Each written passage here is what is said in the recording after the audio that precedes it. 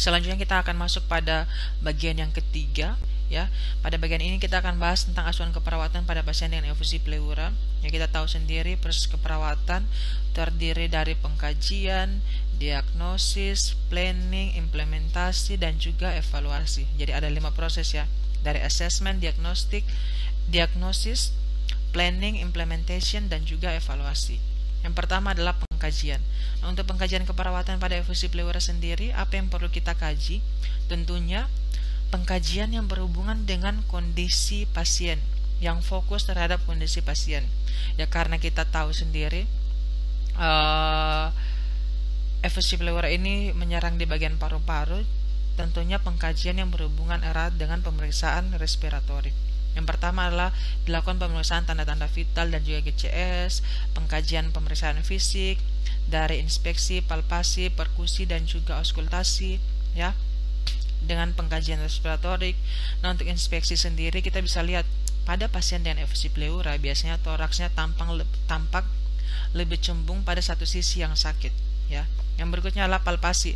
Palpasi bisa dilakukan dengan taktil vermitus, ya.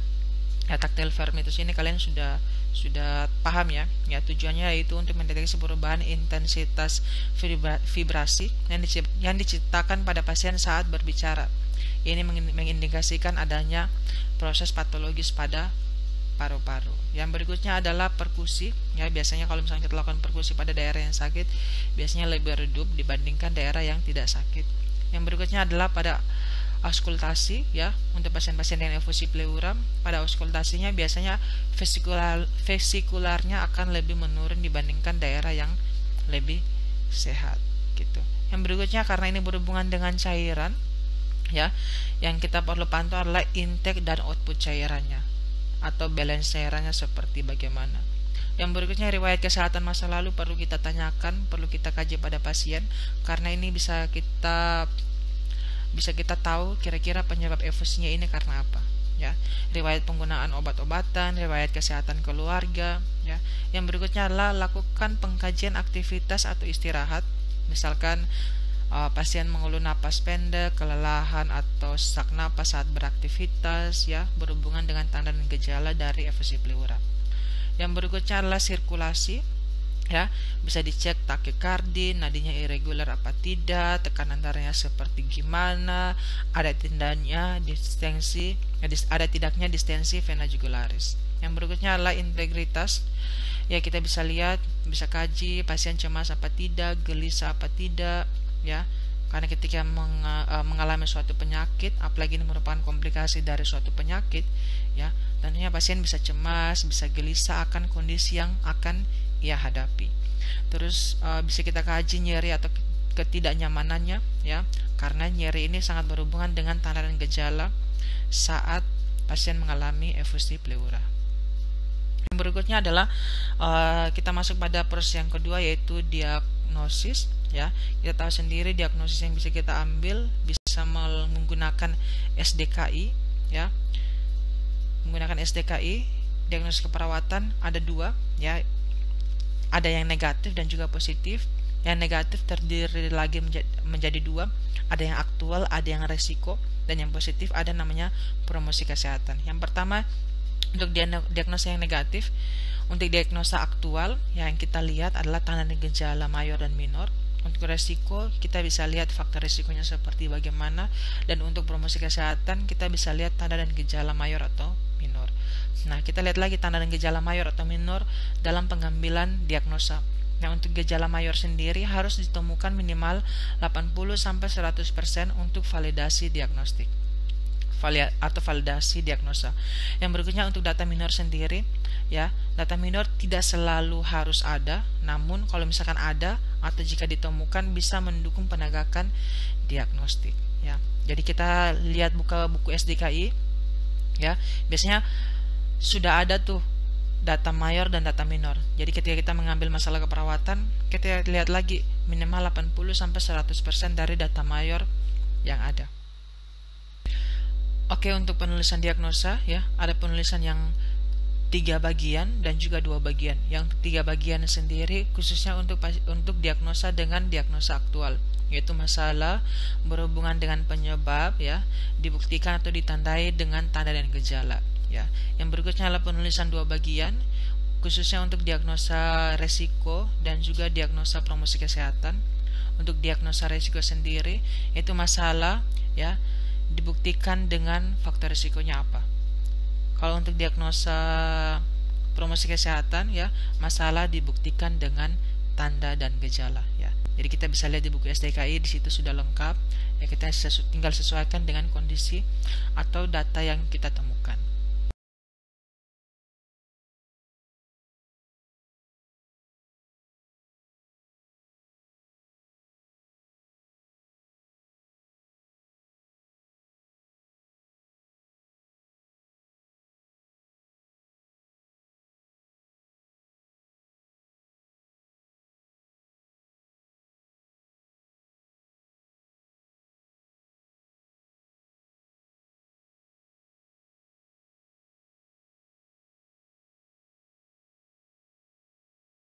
Oke, setelah kita lakukan pengkajian, menentukan diagnosa, ya, langkah selanjutnya yaitu melakukan atau membuat perencanaan atau intervensi.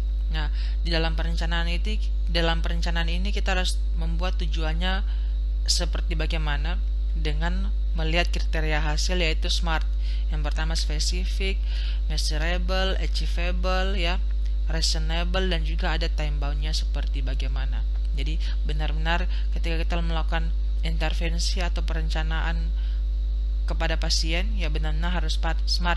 Kira-kira intervensi atau perencanaan yang saya mau lakukan kepada pasien ini dapat dicapai apa tidak, waktunya sesuai apa tidak, spesifik apa tidak, masuk akal apa tidak. Jadi benar-benar memperhatikan kriteria hasil sesuai SMART. Setelah lakukan intervensi keperawatan, langkah selanjutnya yaitu kita lakukan implementasi dan juga evaluasi.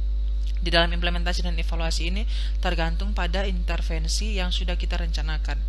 Ya, bisa manajemen jalan nafas, manajemen pernapasan, monitoring pernapasan, manajemen asam basa, edukasi juga bisa dengan edukasi proses penyakit, pemberian oksigen, kontrol infeksi, manajemen nyeri, manajemen energi, terapi nutrisi, dan juga manajemen cairan sesuai dengan kondisi pasien yang dialami.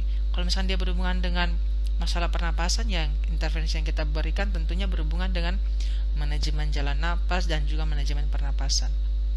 Ya, kalau misalnya dia berhubungan dengan masalah nutrisi, implementasi yang kita berikan buat pasien tentunya berhubungan dengan terapi nutrisi. Ya, kalau misalkan intervensinya pasien berhubungan dengan infeksi, ya implementasinya ya berhubungan dengan kontrol infeksi. Jadi sesuaikan dengan perencanaan yang sudah kita buat. Tentunya perencanaan berdasarkan diagnosa yang sudah kita ambil. Oke, berikutnya ada soal latihan, ya. Silakan dikerjakan.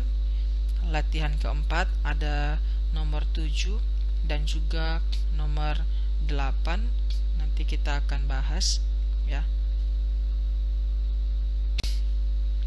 Ini beberapa referensi yang dipakai untuk proses pembelajaran di mata kuliah ini, khususnya di materi efusi pleura, ya. Oke, ini hasil evaluasi video pembelajaran, ya. Nomor 1 jawabannya B, nomor 2 B, nomor 3 A, nomor 4 A, nomor 5 D, nomor 6 A, nomor 7 C, dan nomor 8 B. Jadi bisa lihat, ya, kalau misalkan benar semua, benar 8, berarti klasifikasinya jenius, 7, dan seterusnya, ya. Jadi nomor 1 B, 2 B, 3 A, 4 A, 5 D, 6 A, 7 C, 8 B. Oke, pembelajaran kita sudah selesai, ya. Saya akan tutup dengan pantun. Pembeli kecap datang ke sini, kecap mahal dari kota Papua. Demikian perkuliahan hari ini, semoga berguna buat kita semua, ya. Perkuliahan kita sudah selesai untuk materi efusi pleura. Saya harap kalian belajar lebih banyak lagi literatur. Nanti kita akan bahas dalam kelas in person. Semangat terus untuk menjadi perawat yang mempunyai sikap melayani dan takut akan Tuhan, ya. Kiranya Tuhan terus dan akan terus menyertai kita saat ini dan selama-lamanya. Tuhan Yesus memberkati.